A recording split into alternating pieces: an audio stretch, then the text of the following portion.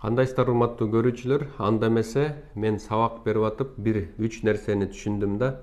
Эгер сиздер да ушуну кунт коюп, угуп, жакшылап бир ойлонуп көрсөңүздөр, бул туура чыгат. Мына мисал үчүн эң биринчиси, адам качан ийгиликке жетет, качан гана кыймыл аракет көп жасаса, элдерге караганда аябай жакшы жигердүү иштесе, ар бир иштин майын чыгарып жумуш кылса, ошондо да.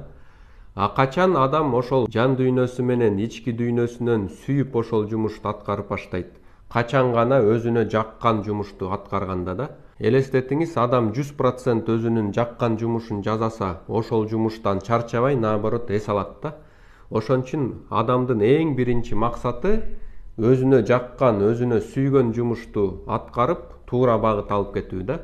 Эгерде күн сайын элге караганда ошол жумушту көбүрөөк жасаса, майын чыгарып сапаттуу жасаса, сөзсүз түрдө анын кардарлары болот. Ал кардарлар аябай ушундай ыраазы болуп, өздөрү эле башка бирөөлөргө сунуштай баштайт да. Тигиге барсаң ушул жакшы жасайт деп, ошентип эле бекер реклама болуп башталат. Бирок үчүнчү нерсени түшүндүм. Адамдар ошол өзүнүн колунан келе турган, оңой жасай турган, өзүнө жага турган жумуштан эч кандай пайда алып келбейт деп ойлойт экен да. Ошол колунан келген жумушту такыр барктабайт экен. Ошол жака вклад кылбайт экен.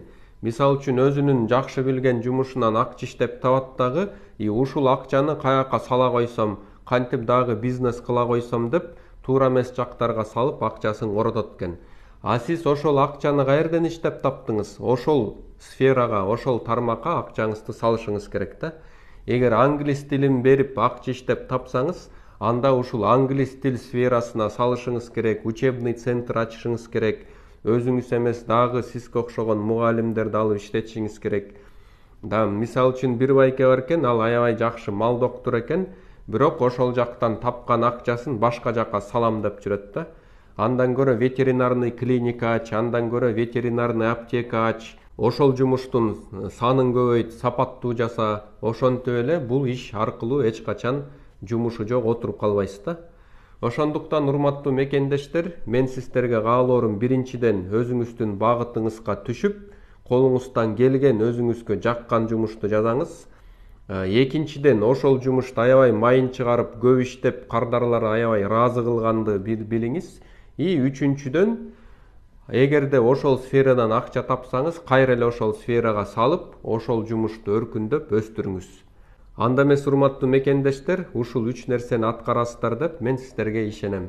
Кудай буйруса, жолукканга чейин сак саламатта болуңуздар.